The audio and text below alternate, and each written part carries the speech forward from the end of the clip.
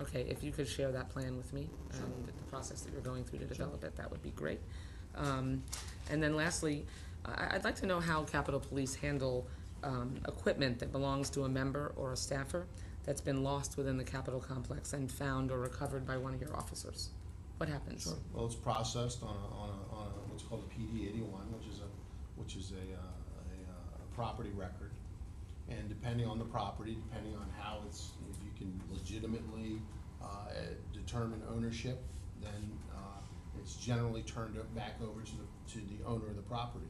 If it's part of an ongoing case, then there are other things that have to occur for that to happen. So if a member says that they have equipment that's been lost and you find it, it would be returned to the member?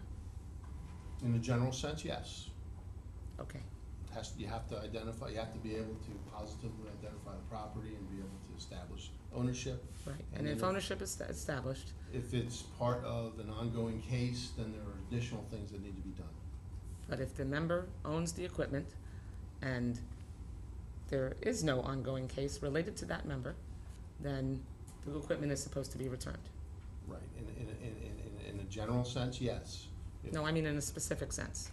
If the member loses the equipment, says they lose the equipment, Yes, ma'am. and it is found by the Capitol Police, it is supposed to be returned. If ownership has been established, Right. it'll be returned. If it's subject to an ongoing investigation, there are additional things Okay. that need to be turned But over.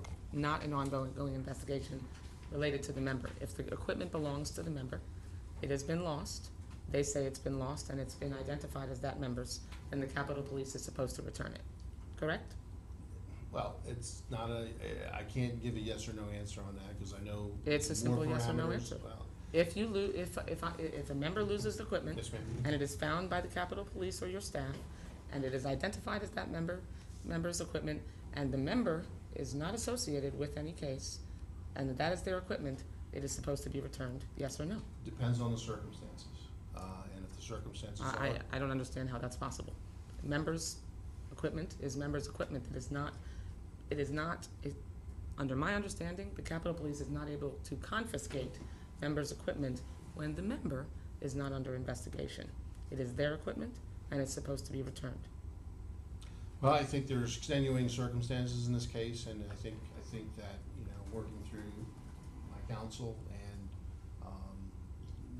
the necessary personnel, if that in fact is the case, and with the permission of, through the investigation, then we'll return the equipment.